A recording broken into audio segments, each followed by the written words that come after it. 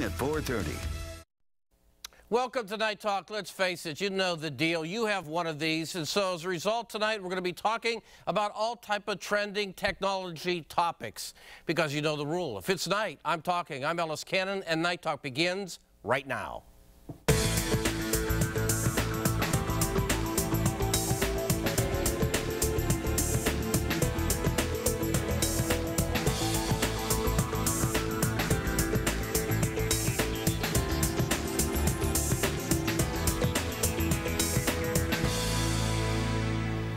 Good evening, and thank you so much, ladies and gentlemen, for having us wherever you may be this evening. Always a privilege to be here at Night Talk hosting another great show. You know how to reach us. You can make the dial right now at 412-333-PCNC, or like it says right down there, you can also tweet us at PCNC Night Talk or at Ellis Cannon. A lot to get to. Sometimes we put together shows where maybe after a while you actually get the feeling that you know a good bit, or certainly enough to be able to hang in there. And then there are shows like tonight where we're going to dedicate most of the hour with an expert who truly is the expert, and all I really want to do is to get out of here alive.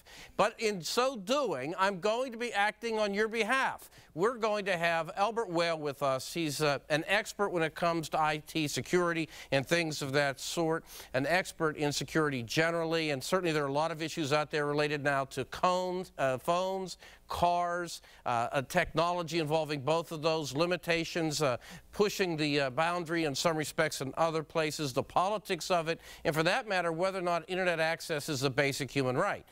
So there's a lot to get to over the course of the next hour. I'm anxious to do it. We're going to dedicate, as I said, nearly 60 minutes to it. I will get to something a little bit later in the show, but this is truly one of those nights where I'm going to probably be more, are you real serious? With so many different things I'm going to be asking him and let him do what he does best, knowing, again, that we are all touched by this. We all are touched by it in a variety of different ways.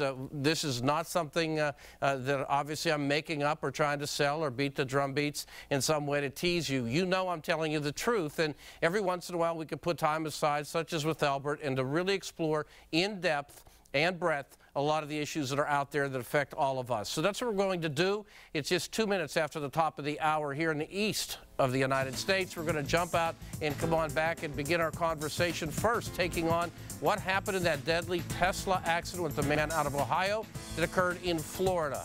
What questions does it raise and more? We'll do it in 2 minutes right here at Night Talk on PCNC.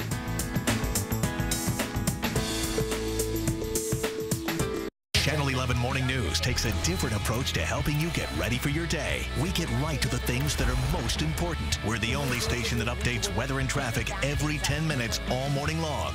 We tell you what happened overnight and the breaking news happening right now. And we do it without a lot of useless chit-chat and joking around. Weather and traffic every 10 minutes. The news you need in the morning while respecting your time. That's Channel 11 Morning News. Weekdays starting at 4:30. Why do you need Channel 11 Morning News first thing every morning starting at 4:30 a.m.? Because meteorologist Scott Harbaugh is watching the weather all night while you sleep. Severe Weather Team 11 uses the latest technology to give you the most trusted weather to get ready for your day. The weather changes fast in Pittsburgh, so we're updating the information all morning long. The one thing you have to know to get ready for your day. Weather constantly updated every 10 minutes. Only on Channel 11 Morning News. Starting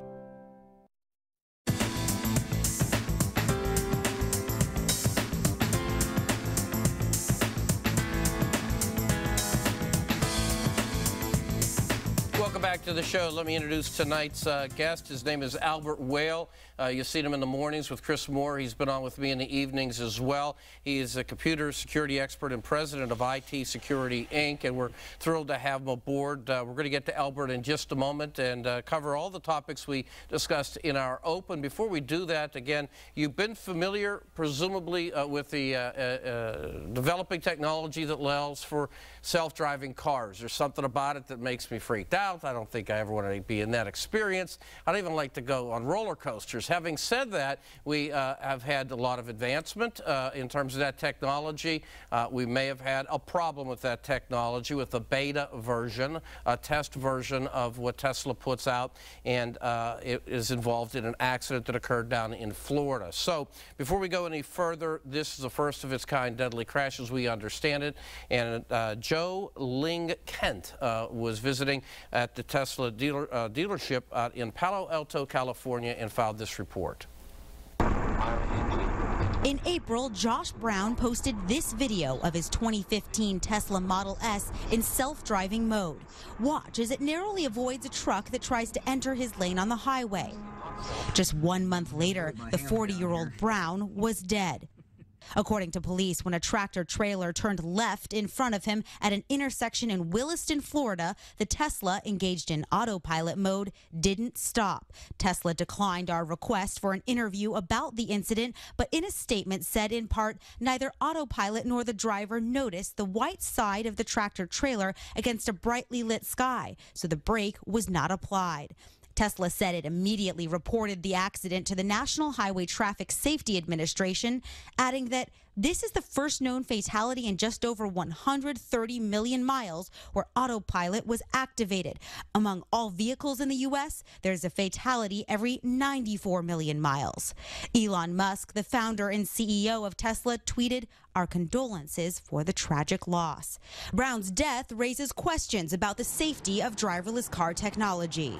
Other companies like General Motors and Google are also racing to make it happen. Automakers will be watching this investigation closely. What investigators are looking for is the data leading up to the accident. Did the autopilot system tell the driver there's a truck up ahead, or did it not see the truck?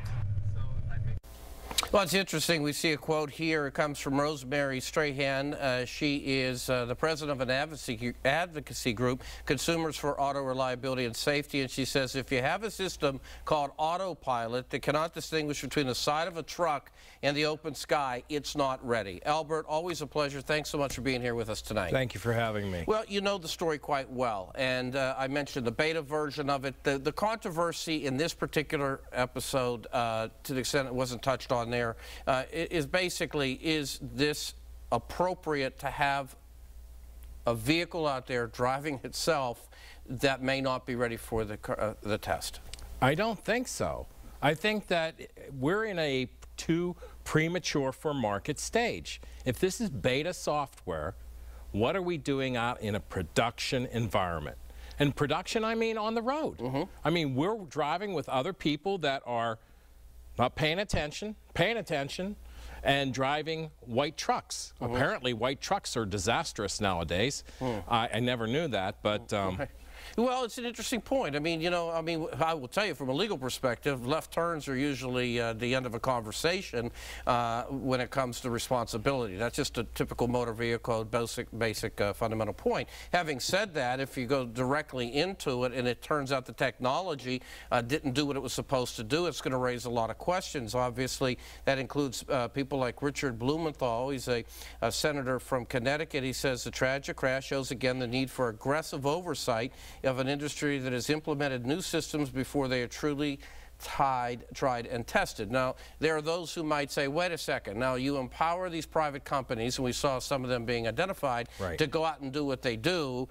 You're encouraging this, and that includes the National Traffic Safety Administration, because they believe it'll cut down on accidents. Now when you start bringing in the regulations and all that, you get those people out there saying, see, government's going to get involved, here we go. Is that an inevitability of some sort when you have an accident like this? I think it's a knee-jerk reaction, because what we're trying to do is get people that are on their phones to either pay attention to the road or get them out of the vehicle intellectually, okay?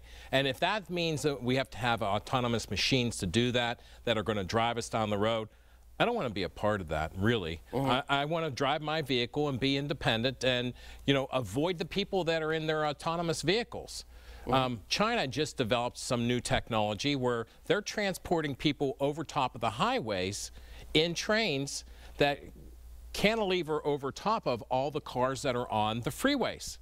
So instead of building new roadways and things like that, they retrofitted their highway system so that they could have people on top of the existing freeways. And therefore, they basically go to mass transit instead of having people drive or otherwise be driven.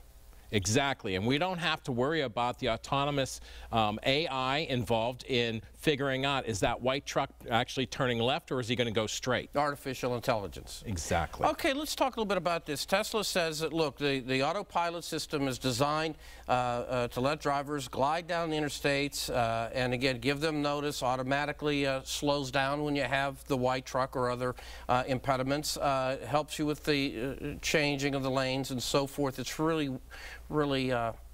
awful that we have that report that shows this gentleman who was recording something, and then here a month later he's involved in an accident that took his life. A fatal one, But yeah. they also make it clear there's limitations to this, and you've got to be aware.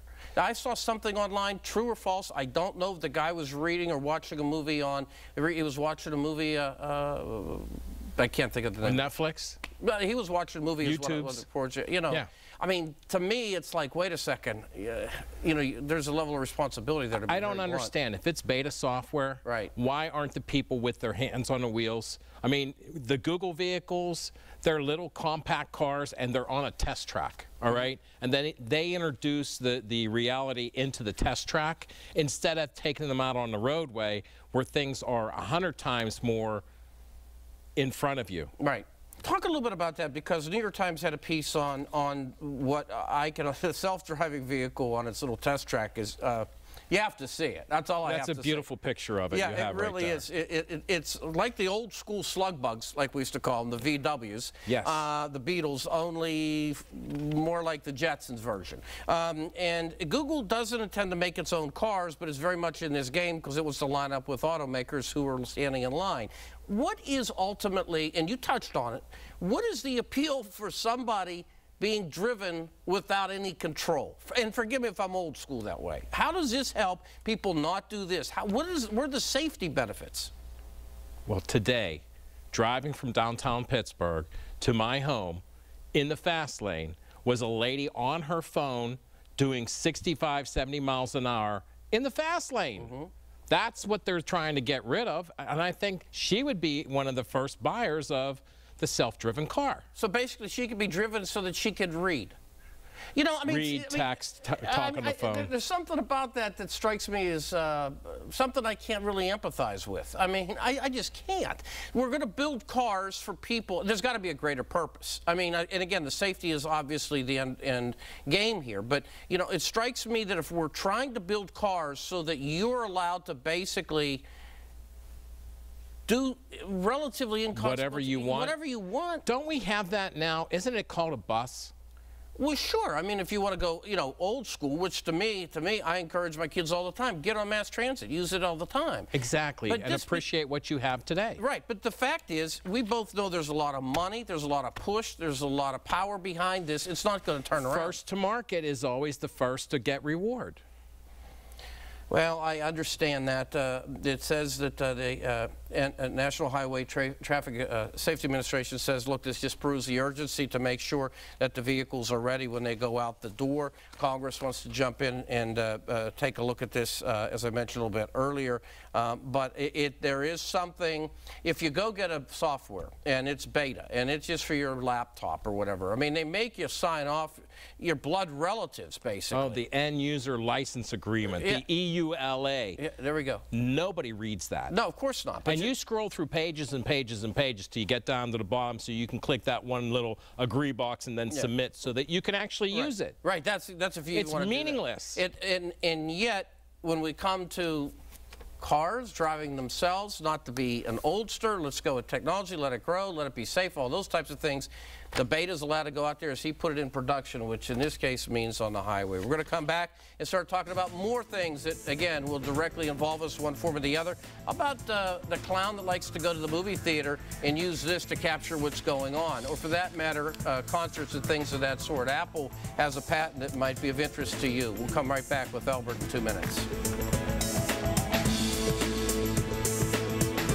Things break all the time, so you try messy glue, but now you're stuck Stuck holding pieces together. Fingers stick and glue never works. What you need is Laser Bond USA, the amazing liquid plastic that fixes, fills, fastens, and seals virtually anything in as little as 3 seconds. Laser Bond is not a glue, but a unique liquid plastic that only hardens with the UV light. Watch in real time. Simply apply, aim the UV light, and in just 3 seconds, you have a repair that lasts. Plastic, metal, glass, or wood, repairs are fixed right with a UV light. The magic? A powerful liquid plastic compound that hardens strong as a rock under ultraviolet light. Now fill in plumbing leaks in 3 seconds or less. Instantly repair kids' toys and keep playtime flying. The best part, the adhesive is made in the USA, so it's guaranteed to hold tight or your money back. Wow, that is fast. It bends, it's flexible.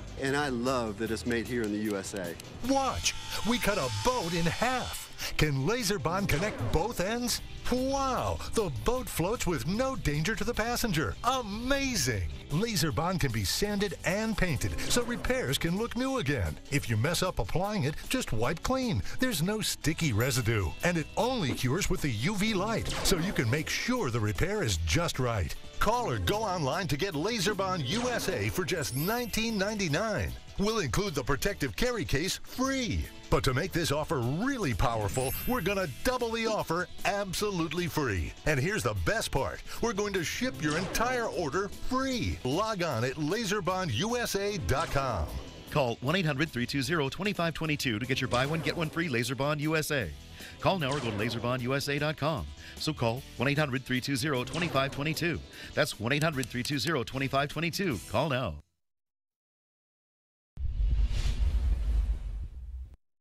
Welcome back to our tech show. I'm Ellis Cannon, Albert Wales, an expert. He's with us through most of this hour. You're welcome to join us. As always, you can reach us at Twitter, at PCNC NightTalk, or at Ellis Cannon. A little bit later, we'll be talking about whether your phone is spying on you, all type of really neat things for all of us to take in. Let's talk about this patent that Apple has. Now, as I understand it, they get approval for this patent. They may or may not ever use this patent. The reality is they get lots of patents every year that they don't, but they at least have the protection.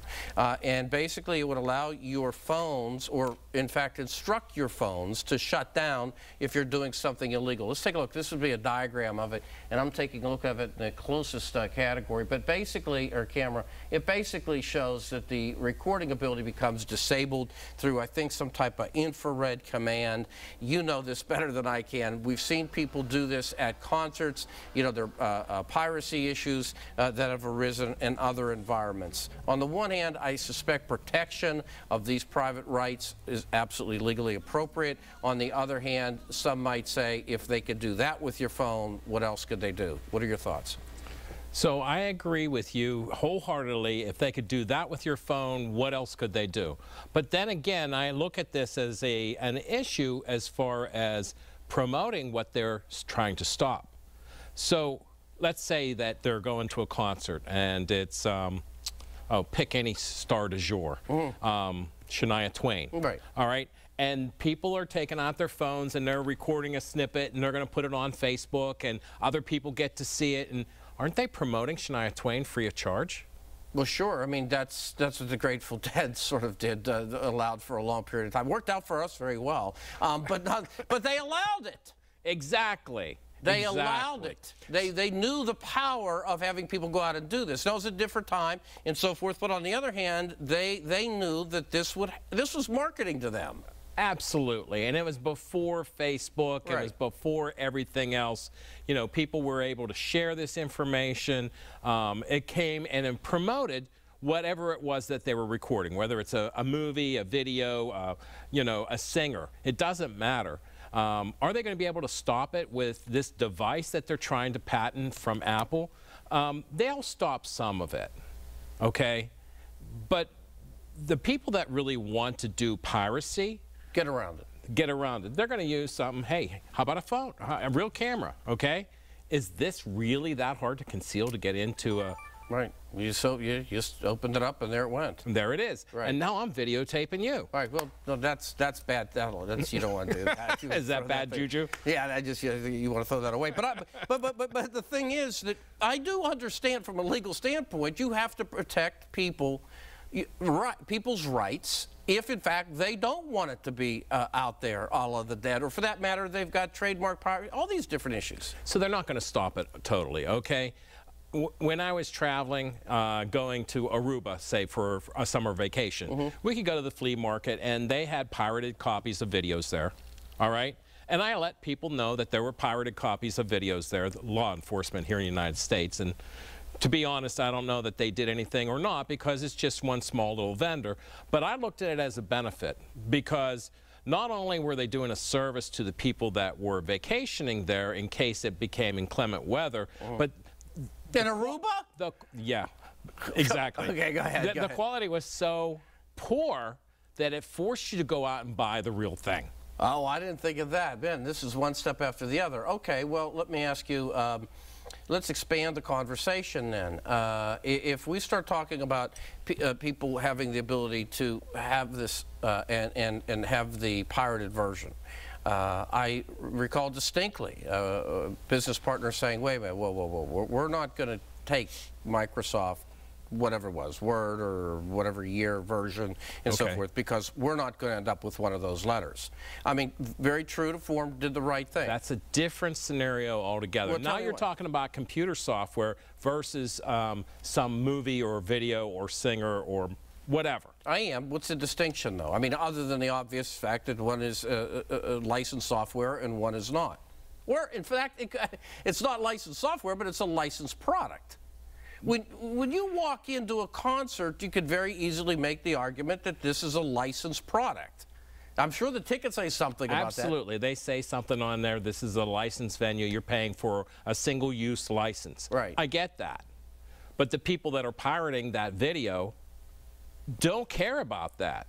Right. And they're working in cahoots with some of the owners of these venues to be able to go ahead and video whatever they want. Okay, so Parker Higgins is a spokesperson for a digital advocacy group, Electronic Frontier Foundation. He said that the government at all the different levels have all advocated to be able to remotely control phones before. Quote, we've seen it before when police in Ferguson called a no-fly zone to keep media from capturing aerial shots, or when authorities in the Bay Area or Egypt shut down cell service during protests. There's no good reason to trust the government to control criticism of its own behavior. Well, this is a very self-serving one. If you're the government, there's no good reason to trust the government to control criticism of its own behavior. Sounds like he wrote the Second Amendment, but that's a different conversation. I have to agree with you. but you know, it's interesting that, again, once we start getting into the government part of it, that changes really the tone of the conversation for many people. It's a totally different issue. So Apple designed a patent, and they're able to shut off Apple devices. Does that also work with Android? Because Android would have to buy into the Apple patent. And don't you see a dilemma there? No, sure. And wouldn't you just use older technology that isn't imposed by this infrared technology to shut down the camera phone? Let me ask you this, Albert. On a more serious note than we've taken in this segment, isn't really a greater use of Apple's resources and technology to deal with such things as we talked about, I believe, previously when we had the San Bernardino incident? Correct. As opposed to going to movies? Just to sort of make it a relative distinction. So I happen to agree, but you know, I'm a staunch advocate of security and privacy. And by disabling my phone that I paid for with resources that say it's my phone, and I use a service that says I paid for that service, aren't they invading my privacy? Aren't they invading my right to use license on that technology? You could make that argument. I could turn it around and say it's not unconditional. Again, you can't go to a Pirate game and sit behind home plate and do this for 9 innings. You're going to be asked to leave, and you may leave without this. Okay. I get that. Okay. So, I mean, that's the balance, is it not? The privacy versus the technology and your side of the equation. Right. There's got to be a trade-off. So they can't shut off my phone. They can pry it from my hands, all right, and they can take it. Your cold I get hands, that. your cold well, fingers. I don't want it to get to that point, Ellis. Okay. You know, I have 6 kids. Yeah, I understand. I'm sorry. It's just, you know, that line. That was one of, you know, with the cold, you pry the gun. Absolutely. You know where I'm headed with the whole thing. Absolutely. All right, how about this? We're going to come back. I want to talk a little bit about, well, the politics of it all. Technology and politics. Hillary Clinton, of all people, is getting accolades for disclosing and otherwise providing to the tech industry what her plans are with respect to technology. Donald Trump is yet to do that, and there's been some discussion in tech circles about that. We'll take that up with Albert. Also, you heard him say about privacy, and we're going to talk about the privacy issue, and more specifically, whether or not we're being spied on by these very devices that we rely on. Hey, I sound like a rapper. We're going to come right back with Albert Whale on Night Talk.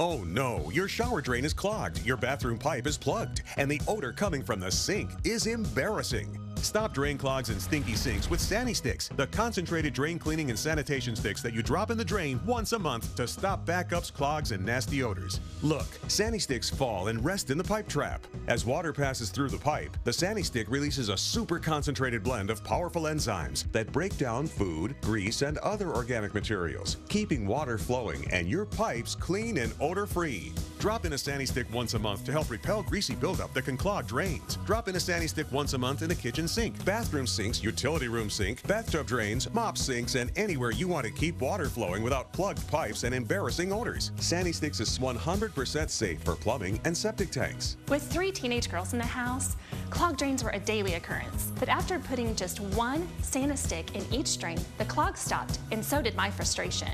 I was really embarrassed by the odors coming from my sink. A friend told me about Sani Sticks, so I tried them, and wow, no clogging and no smelly sink. If you've got a clogged drain, you're going to call me and spend about $75. To stop clogged drains before they begin and to save a bundle of time and money, get Sani Sticks. Stop waiting in backed up shower water, plunging and pushing clogged sinks, or paying for professional plumbing repairs. Order Sani Sticks right now to keep drains flowing strong and smelling fresh all year long. And now a 24-piece set of Sani Sticks is yours for just $10. But wait, call now and we'll double the offer and send a second set, just pay separate processing and handling. That's 48 Sani Sticks to protect up to 4 drains in your home all year long. Once a month, just drop in one and you're done. So stop the clogs and embarrassing sink odors before they start with Sani Sticks. Here's how to order. To order Sani Sticks, call 1-800-810-8116. That's 1-800-810-8116, or go to SaniSticks.com. Don't delay. Call or click now.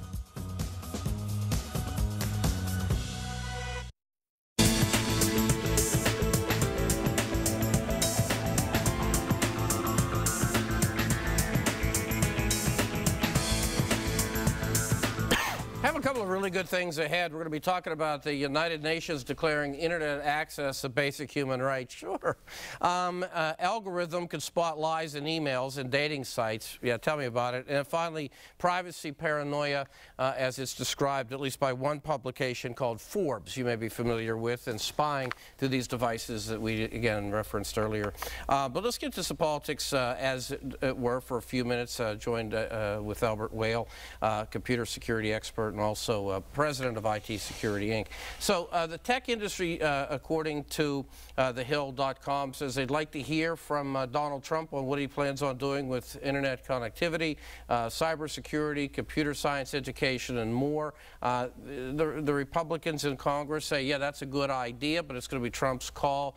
Hillary Clinton has already laid out basically her agenda in this regard. Let's keep the politics out of it, so to speak, and just the importance of these candidates giving the tech industry and that tech vote an idea of where they're going to be coming from and what their game plan is. How important is that to you? I think it's much ado about nothing. You know, whether one candidate has laid out their groundwork about technology and how they're going to implement it, and the other one has not, you know, you can keep them nameless. It doesn't matter. I think that the one that has not has a longer running stand with the news media because he hasn't done anything. And when he decides to come out with it, it will be big news again. So he's got a longer interest level with the news media because he's not doing, he's not playing ball by their game. Interesting. Okay, I'm not trying to minimize the impact of the discussion, or for that matter, undermine my own program. But I would imagine that Donald Trump would be well served dealing with a few other matters prior to dealing with his agenda when it comes to technology. So you're saying that there are other things that seem to be more important and more pressing on his agenda than what's going to happen with technology during his term? Yes, I guess I'm in that. I'm with you. Yeah. I mean, certainly technology isn't going to change too much, and he doesn't really control all the technology corporations that are building and designing new technology. You know, putting an internet connection in every home and 2 in the toaster. Is that really relevant?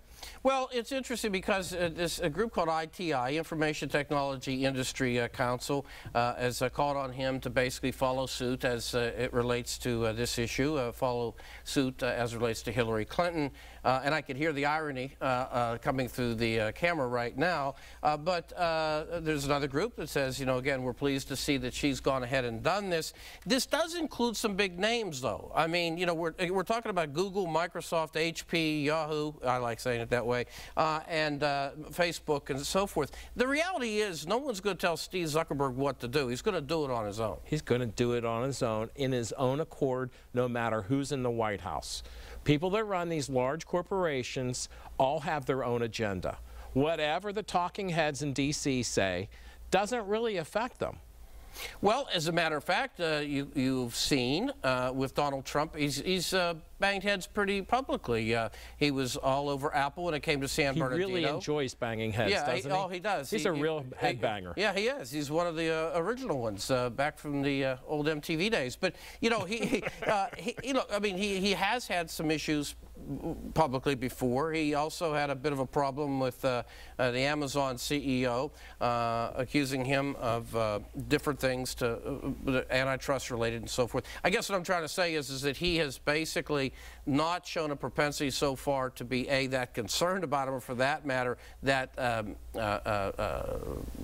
welcoming of or sympathetic toward what his plan is going to be. He's more concerned about what they're going to do for him, because he looks at it, I suspect, like a business as opposed to politics. Well, I think he is looking at it as a business, and to be honest, I don't think he really cares what they're going to do for him, because I think he wants to do it without any of them. Yeah, well, I mean, he's going to ultimately have to, as you said, let a lot of this go. I mean, ultimately, it's going to unfold on its own. So why don't we leave that at that? We'll come back. I do have another segment with Albert, and I do want to get to it and give us a few extra minutes on it, because we have 3 topics we're going to jam into one segment. We'll do that. We're going to come back, and a little bit later, I'll be telling you about a speed trap town.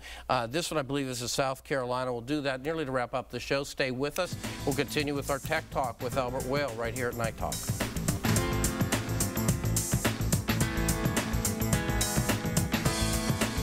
The science of weather is complicated. The forecast couldn't be. Pittsburgh's chief meteorologist Stephen Cropper and Severe Weather Team 11 with the technology to track the storm from every angle and the knowledge to break it down in a way that's clear, concise, and dependable, giving you what you need to know. We are getting into more of an unsettled weather pattern to help you plan your day, rain or shine.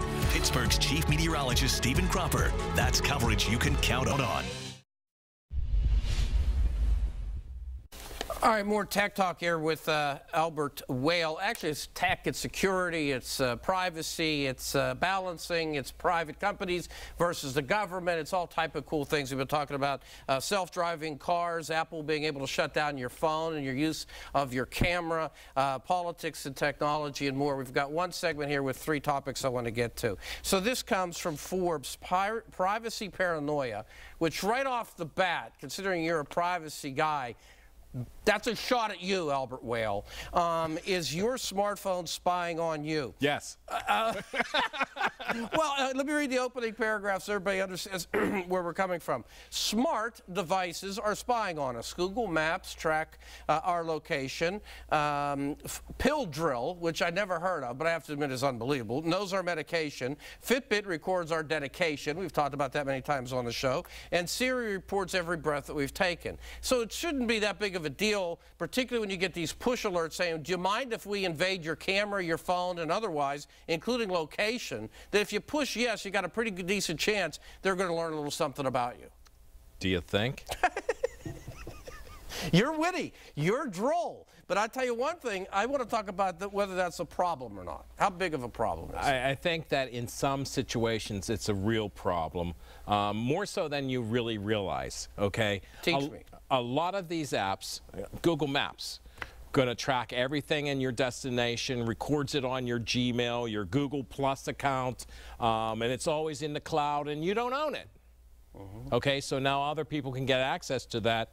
And I know there's a lot of people that say, but I'm not doing anything wrong. Okay, well, that's really great. That's really cool. But did they ever hear of Big Brother in 1984? Yeah, my brother and I were just talking about that the other day. I mean, it's a must read. How do you get rid of and divest yourself of all this technology to eliminate the tracking, to eliminate all the functionality that they're making your life so much more convenient for, don't you think? Well, I mean, the flip side of that, Albert, would be I mean, really the only way to avoid it is to either say no to everything or believe that even if you say no, they're still not picking up everything you're doing, is to just not have it. I mean, but who's functioning today without this type Well, of that's stuff? the problem. Who's functioning today without technology in their hand, Right. okay? Admittedly, you know. Yeah, there it is. Full disclosure, I have one. Right. And with every app that you download, because you got to have that app, right? So what's in that app? You're saying that the encryption in the app and things of that sort of things we'll never know of, and there could be and probably is, in your estimation, some form of invasive technology or writing or something that can become, again, invasive. Invasive in your personal space, invasive in your contacts, invasive in your emails, your communications, the whole 9 yards. Let me go to this and get your perspective, because you may fit into this. This is great stuff. For some observers, these machines are threatening social order. In the emerging fraternity of privacy alarmists, SMART is a code name for surveillance.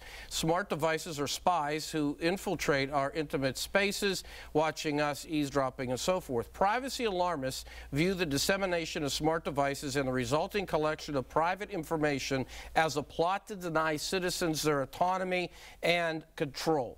All right, now, you have privacy concerns. The flip side of that, if you read this in the most literal way, is another P word called paranoia. Yeah, I got that when I read the piece earlier before I came to the show. I'm not in the paranoia mode. I'm in the let me educate you mode. Well, that's a great point. Okay, so serious business. As I started the show off, I mean, I'm the point guard, you're the star. You take the shot. So I'm asking you, and it's difficult for me to ask you to educate all of us right now. Absolutely. But give me a sense of... You got a week?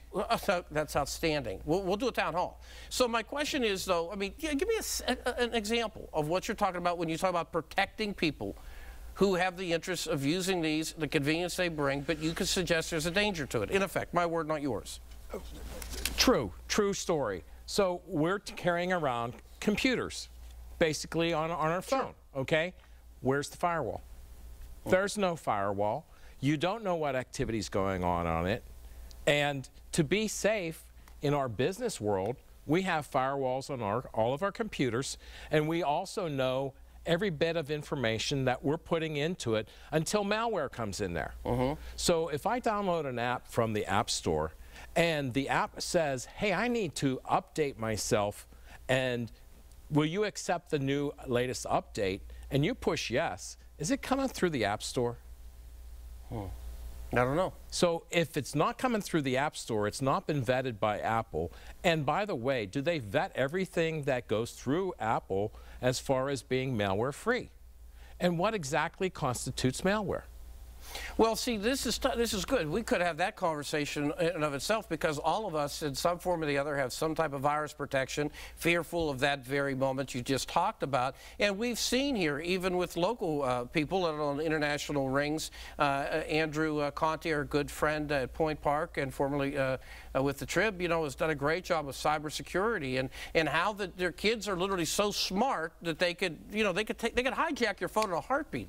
Well, that's right. And Symantec recently was shown how woefully immodest they are with security because they're not protecting the people that they've been selling products to. Okay, we have 6.5 minutes, so that gives us time 3 and 3, maybe 2 and 4. Algorithm can spot lies in emails and dating sites. You had a very good line earlier. What was it? It was great because I thought, you know, well, they can go out to Ashley Madison and tell us all about everybody that's lying to each other. That's exactly right. And as a matter of fact, I just saw an article today with the CEO, I believe, and others talking about to this day how sorry they are about it and things of that sort. So we could spot lies in emails and dating sites. Do you think? Yeah, right. Again, is this a great use of technology, or is this another example of technology's sake for technology's sake, if that makes sense? I think that you've got it on the head right there. You hit the nail on the head. It's technology for technology's sake. So can we teach a computer to tell whether or not they've encountered a lie? Is that really significant? Okay, right. Okay, so it may not be as important. Is it going to read the works of Shakespeare and tell us if that's a lie? Right. So, I doubt it. Yeah, so in other words, the people at the City University of London can tell if a person is lying just by analyzing their word use, structure, and context, according to researchers, and that they, again, prepared an algorithm to be able to pick you apart. Well, most people just look at the opposing person that they're talking to, their face and their eyes, and look at their body motions to see if they're telling the truth and their mannerisms. But I'm old school. Well, okay, but this is good, though. You got a new school edge. The comparison revealed that people who are lying are less likely to use personal pronouns, such as I, me, and mine, and tend to use more adjectives, such as brilliant and sublime. Reasons for this language use could be that liars try to disassociate themselves from the content of a message while clouding its meaning in unnecessary description. Apparently we have people doing psychological profiles as well with these algorithms. That would be interesting now, wouldn't it? So the United Nations, Al Whale, says that they believe that internet access is a basic human right. Now, just based on the tone of our conversation, your wit, your droll nature, and, well, a bit of sarcasm, I bet that you don't necessarily find this as being as basic a human right as, I don't know, the people in Africa that have to walk 20 miles to get a bucket of water to survive a day. So I'm agreeing with what you're saying. When I first read the headline, I'm like, UN declares internet access a basic human right. I disagree with that. When you read the article, though, it says something different. It says something different. So is this a misdirection on the marketing skills of the person that wrote the article, or what? No, it's a headline writer. The headline writers always do this, and they want to bring you into the tent. I agree that people in Africa should be able to get news information about the world and find out what it really is like in other parts of the world, so they can leave the desolate desert where there's no food growing or no water. Or maybe improve it. Or improve it if they really want to. But you're right. You're right. When you read the piece, this was dated July, well, whatever. It was dated sometime in the summer. The United Nations Human Rights Council passed a resolution that condemns unequivocally measures to intentionally prevent or disrupt access to or dissemination of information online. And there's a United Nations Universal Declaration of Human Rights. All governments of the world ought to follow. Okay, I'm okay with that. I'm okay with that too. But how do you verify that all nations are going to give unabated access to the internet? You can't. No, obviously you can't. But it's different than that headline. Oh, it's much different than the headline. I mean, you know, it makes... You mean we're agreeing? Yes, internet access to be up there with, you know, air, oxygen, things of that sort. Food. Healthcare. Right. Clothes. Right. I mean, you know, I understand. And look, let's be honest. When I did read this as well, and I've always been an international foreign affairs guy, so, you know, maybe my sarcasm and cynicism and wit might have said, I'm glad that they're declaring this a basic human right, when if they just Googled, they'd find out in Syria, well, we have one of the most inhumane passages of people we've seen in our lifetime. Absolutely. I'd like to see their, you know, focus being a little bit more on that, Albert. That's just me. being a technologist, it's me too, because technology isn't going to fix that. Technologist, what exactly? I've never thought about the technologist in my life. That's a new word to me. It's a great one. I may get a tattoo to my forehead. Technologist would be one who applies technology. That wouldn't look too good up there, would it? So the resolution was opposed by Russia and China. Are you stunned by that? Completely. To the point where you're just, you may have I'm dumbfounded. So George is going to have to help you off the set. George, you know, you're going to have to help me to my car. Yeah, well, I mean, you know, we've got a whole staff of people to do that right now. We're filled to the gills of people who need to take you out to the car. Anything that I've missed tonight, Albert, in our little conversation? Well, there's a lot of nuances in most of the things that we were talking about. But, you know, we've touched on a lot of topics and gotten some good information out there, and I believe that this is a start for people to start thinking outside of the box. Right. Don't look at the headline. Don't see the sensationalism for what it was intended to be as sensationalism, but dig deeper into the nuts and bolts of what you're actually using to figure out what is going on in your life. Yeah, I mean, again, I think we talked about balancing earlier. We talked about balancing of privacy versus the advancement of technology and things of that sort. We've talked about, and rights. We've talked about, you know, the balancing of government and private. We've talked about the balancing of human rights in whatever context that might be. On a serious note, you know, the report does indicate that internet shutdowns are becoming more common, and that should be of some concern. And like you said, there's Agreed. a lot that we have to consider in terms of balancing between the convenience that you described and the potential naughtiness that may be within it. The abuse of the technology. My friend, thanks so much, Albert. Thank you, Ellis. Okay, great conversation. Enjoyed it a great deal. We're going to come back and I'm going to tell you a story about a town in South Carolina that makes its money by picking up speeders. You'll love it. Rover loves playtime, but he ends up a filthy mess, and bathing your dog could be a downright disaster. Hi, Davy Jones here for the Wolf Washer 360, the amazing new dog washing viral sensation that washes your dog in less than 1 minute. As a dog owner, I can honestly say my dog loves getting bathed with Wolf Washer 360. It's so easy. Connect the Wolf Washer 360 to your hose, add soap, and then adjust the Wolf Washer 360 for your dog. The water and the soap mix instantly to create a sudsy solution that deep cleans your dog from head to tail. It cleans your dog everywhere, 360 degrees of clean. The secret is the adjustable arc of water jets, engineered to spray all over. Wolf Washer 360 adjusts to any size dog. Large or small, it Wolf washes them all. It expands so big, we're giving it the biggest challenge of all. A miniature horse, of course. Look, harsh sprays frightens dogs, but dogs love the Wolf Washer 360. She normally does not enjoy taking baths, so seeing her do this right now is pretty amazing to see. This dog normally takes about 2 people to hold him. He's never stood this still ever in his life. It's just so gentle. It's almost like I'm giving her a massage. Wolf Washer 360 works with any shampoo, and you can adjust the water pressure for your dog. Plus, it comes with 2 modes, one for rinse and one for suds. And it folds away for easy storage. Now's your chance to get the Wolf Washer 360 everyone's talking about for just $19.99. Order now and you can double the offer.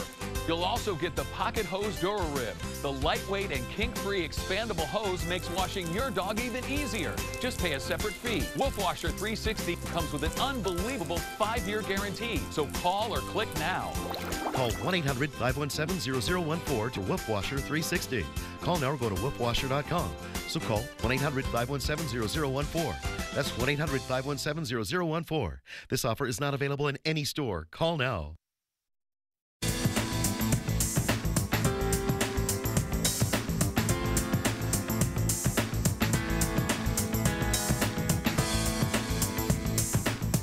Speed traps, we're all familiar with them. We all hold our breath. We all get that feeling if perhaps we tripped one. And so that having been said, this next story is one that we can use to almost take us to the top of the hour. And that is one that comes from, I believe, South Carolina, which is where, in fact, it does. Folks are filing a class action lawsuit against a town that they believe is running an illegal speed trap. Now, I've heard a lot of illegal things over the course of my life. I didn't know about an illegal speed trap. I can understand one you don't like, but illegal's a different matter. Why don't we go to NBC News and Gabe Gutierrez for his thoughts. It was a road trip Dusty Holman would rather forget. I definitely feel ripped off. On his way to Myrtle Beach, the Navy veteran was driving through the tiny town of Turbyville, South Carolina, population 800, when he was pulled over. I was speeding, and I was definitely willing to pay the ticket. But this one was different. $388, citing a town ordinance passed in 2003. Much higher than the typical state fine, but with an upside. No points assessed on his license. Speed trap is basically what that is. He ended up fighting the ticket, ultimately paying about $150 for the state penalty, but getting points on his record. This retired couple was also stopped, driving back from a vacation in Florida. Of course it's not fair. If this is how they support the town, then there's something wrong. Now, a class action lawsuit has been filed, alleging the town, covering less than 2 square miles, is being unjustly enriched by using a local ordinance to fine drivers when a state law is already on the books. Despite repeated requests for an interview, town officials here declined to speak to us on camera, citing the ongoing lawsuit. But the police chief previously told NBC station WIS that the ordinance made the streets safer. The attorney representing the town now says it plans to challenge the legal basis of the claim, specifically the ability of an individual who has voluntarily pled guilty to, or forfeited a fine for, a presumptively valid town ordinance to seek reimbursement of the fine paid. The attorney also says that Turbyville gives a significant percentage of every fine received to the state. In 2013, WIS watched as the chief wrote multiple tickets on Labor Day, stopping several out-of-state drivers. It's morally wrong, and I don't think we should have tolerated it. State Representative Jimmy Bales has unsuccessfully tried to pass legislation to block the local ordinance. It is illegal, absolutely. Highway robbery. What began as costly road trips, now turning into a legal battle far beyond traffic court. Gabe Gutierrez, NBC News, Turbyville, South Carolina.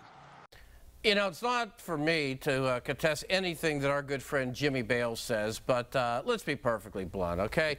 Turbyville, according to the report, is 2 square mile. Now, if you're 2 square mile, you ain't got no industry, you ain't got no commerce, you ain't got no business, you ain't got no taxes, you ain't got anything. As a matter of fact, well, you're out of luck, if you know what I mean. So you need to generate revenue. And, you know, I tell you, the lawman here, as long as he gives you notice, I'm a Turbyville guy. And let's be perfectly honest. It's just like, and I know you're thinking the same thing I am, the movie Unforgiven that Clint put together. What a great movie. Was it Unforgiven? Is that the one where literally English Bob, that was played by, English Bob came in, it said no guns, and then Gene Hackman kicked around, no guns, no speed. I'll come back. We'll wrap it up.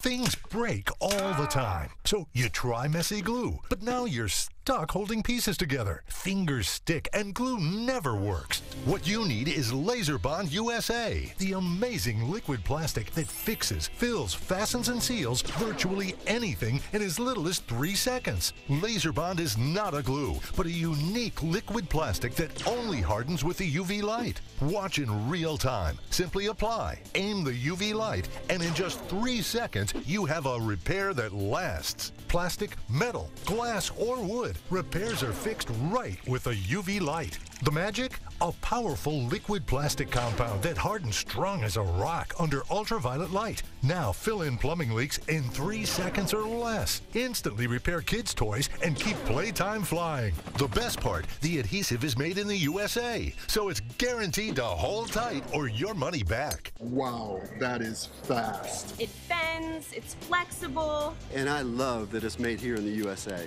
Watch, we cut a boat in half. Can Laser Bond connect both ends? Wow, the boat floats with no danger to the passenger. Amazing! Laser Bond can be sanded and painted, so repairs can look new again. If you mess up applying it, just wipe clean. There's no sticky residue, and it only cures with the UV light, so you can make sure the repair is just right. Call or go online to get Laser Bond USA for just $19.99. We'll include the protective carry case free. But to make this offer really powerful, we're going to double the offer absolutely free. And here's the best part. We're going to ship your entire order free. Log on at laserbondusa.com. Call 1-800-320-2522 to get your buy one, get one free Laser Bond USA. Call now or go to laserbondusa.com. So call 1-800-320-2522. That's 1-800-320-2522. Call now.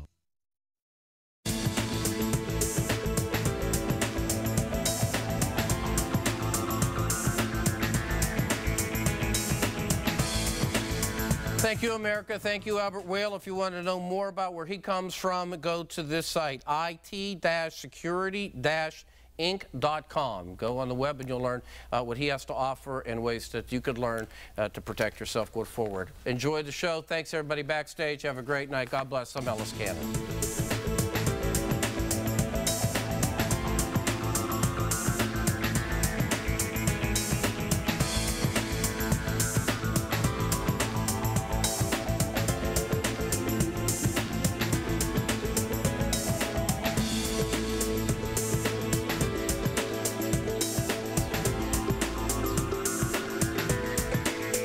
Run or walk in the Free Care 5K and stay for the party. Join St. Barnabas Charities Saturday, August 6th at 9 a.m. for the best 5K in Pittsburgh's North Hills.